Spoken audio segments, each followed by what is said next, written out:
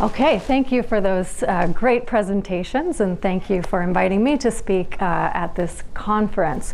So my goal today is I have this unique opportunity to take a look at 3 academic papers that were selected because they are related. And then my challenge is to tell you a story about the deposit market and how that interacts with banks that incorporates all of the information that we learned today. So let me start by talking about banking as an ecosystem. So the industry has several different bank business models, and I'm going to say a very rough cut of the banking market we can do by size. We have these large mega banks, then we have large banks, mid-sized banks, and then small community banks. And then in the banking market, and maybe it's correlated with size, banks serve different economic roles. So some are very focused on building up the local economy. Some are more nationally focused or regionally focused. But altogether, this combination of business models and objectives, economic roles, work together in an economy, whether it's a small county level, or maybe it's state level, or maybe it's national level. But they work together to make sure that people have access to finance. All right, now let's get to deposits. So deposit taking is a core function of what banks do. And the papers in this session all talk about different ways that banks deal with deposit taking. We learn about the methods that banks use in order to attract deposits, to get deposits through the door. Then we learn about how banks strategically retain those deposits. And then finally, how banks manage their business models in reaction to deposit taking and the evolution of how deposits work. And so my goal today is to build a story about how banks manage their deposits, and then for the authors of these papers to help them see what the other papers have done that might be useful to them, and what they can do in order to be useful to the other papers and also just to academic research in general.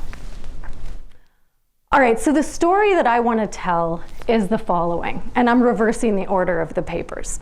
So I'm going to start with paper 3, and that paper shows us that banks use advertising to get deposits into the door. Then the second paper tells us that banks pay the highest deposit rates to attract and also retain the wealthiest depositors. And finally, the third paper, the first one that was presented, tells us that banks close branches in areas that are dominated by these depositors. Now, clearly, I've gone through and cherry-picked certain results that fit my narrative instead of kind of focusing on the exact main thrust of each of these papers. But the evidence in these papers builds this story. So let's start with the third paper. And here what we're learning is that banks actively pursue local deposits. And what I've done here is include a figure from the appendix, but it's very compelling in terms of telling us what type of advertisements banks are using in order to attract deposits. And so we have different kind of pricing advertising. Then we move on to service, and finally to trust. And so what we learned in this paper is that pricing is a relatively low percentage of total advertising content. When we move over to service, we have about 20% of content, and finally trust is the largest component of advertising creative content. So what can we learn from this? The authors tell us that when they split banks by different, let's say, business models, then banks that have high deposit concentration tend to sell service, and banks that pay the highest deposit rates, not surprisingly, they sell price. All right, so then what can we learn as a body of researchers from this? So what I would suggest to the authors is that you have a unique opportunity to help us learn. So you can categorize banks for us based on your unique data that we can't see, but then our regulatory data that we actually can see. And so using your data, you can see how banks are appealing to local communities. And we can't see that, but you can tell us the characteristics of those banks. So if I'm a bank that's really appealing to the trust component in my advertising, then tell me what those banks look like. And it can be really rough cuts, like size, number of branches, maybe where those banks branch. Are they just located in the county, in the state? Maybe it's national. So what is kind of the thrust of that bank business model? And that's going to help us as academics, because when we try to define something like a local bank, you can come up with 19 different definitions of what a local bank is, and in the academic process, a referee will push you to develop all 19 of those. But it would be nice, using your data, to be able to be more precise about what a local bank is. And I would say in this paper, we have such an opportunity to really see how banks identify themselves. Because when you are advertising on TV, in a local TV market, you're really trying to hit local people. And so this ultimately tells us which banks are trying to get those local deposits. So I think you have the opportunity to help everyone else. All right, so let's move on then to the second paper, which retains its position as the second paper. And in this paper, what we learned is that rich people, so these are poor people and these are rich people, that when we move over to the rich people, they get the highest deposits, or rates. So they get a lot of interest relative to the poor people. So let's really focus then on these wealthy people. What do we learn about the relationship between wealthy depositors and these deposit rates that banks are willing to pay? All right, so what we learn is that banks are competing for these wealthy depositors, but they are not competing with each other. Maybe that doesn't surprise the bankers in this room, but they are not competing with each other. They're actually competing with alternative assets that the depositors could invest in. So rather than depositing my money at the bank and earning bank interest, as an individual depositor, I might also buy a municipal bond, or maybe I'm going to buy a mutual fund. But I can do something else with my cash beyond keeping it in the bank. And so banks aren't competing with each other for my money. They're competing with me and my outside investment opportunities. So that's kind of a very different than economic role for those banks. So rather than within a community competing with each other to get community level deposits, now we're competing with financial instruments that are perhaps international.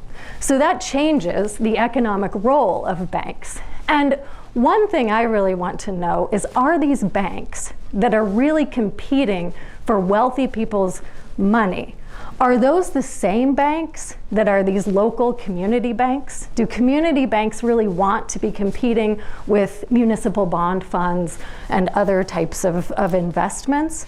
And so I think it would be interesting if you can come up with some proxies for how banks want to serve the local economy and whether they even are serving the local economy. And again, I'm just going to propose my naive cuts of the data, which are size, number of branches, the concentration of branches perhaps in a local market, how broad the branching network is. But maybe from the advertising paper, we can learn about more precise cuts of the data. But I think it would be very helpful to categorize the banks based on their local or national focus, and that's going to help us understand your results in a more nuanced way. And then finally, what we learn from the third paper in my story, first in the presentation, is that banks are closing branches in areas that are dominated by these sophisticated, wealthy depositors. So let's look at the deposit franchise decile, which is basically deposit profitability.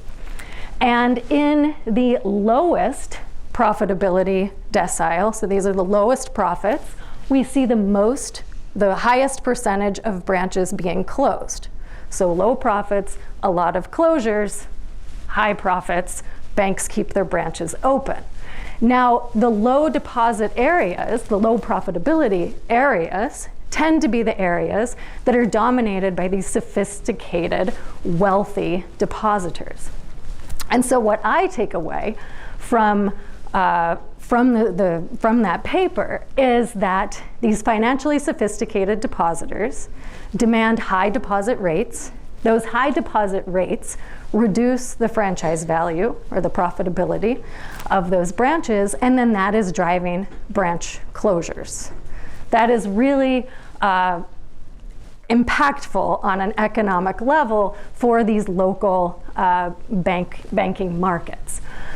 And so what I think this paper has the opportunity to do is to actually characterize local deposits following these exits. So let's say that we have a branch close because this area has really low deposit franchise value, low profitability, deposit profitability. Then what does the remaining volume of deposits look like? So did that branch walk away with a bunch of local deposits, or did most of those local deposits stay local? And perhaps that's individuals choosing to work with banks that keep branches in the local area, or perhaps that's driven by more of like a data categorization. So maybe banks account for their deposits across different branches through their network differently, such that when that branch closes, the deposits don't necessarily exit the local economy. So I think what I'd like to learn is what happens to the deposit environment after those branches exit. And if there's money there, then how are those deposits redistributed across the remaining branches? And then finally, speaking to the second paper, what happens to the volatility of deposits? So if I'm a bank and I shut down my branch because there's low franchise value, then do the deposits that stay have the same volatility? Or as a branch, did I take those highly volatile, wealthy people deposits and did I just move them out, and now the remaining deposits are the ones that are generated by the local economy and that are intended to stay in the local economy? So I think there's an opportunity there to learn about whether that closure actually affects the local banking market. All right, so coming full circle, I think that this story has really important economic implications. So sophisticated, wealthy depositors are reshaping local banking markets. So they're promoting price competition, they are increasing deposit volatility, and they are reducing deposit franchise value. And they lead banks, these type of depositors, lead banks, especially large banks, to close down branches. And so ultimately, this actually might reduce access to banking in local economies. And so what I would like for anyone to take away from this session is that there is a crucial role for a diverse banking ecosystem in order to preserve and promote financial access. But in order to build that ecosystem, we have to incorporate the fact that it exists in our academic research so that we can really learn about all of the different components of a banking market. So, thank you very much.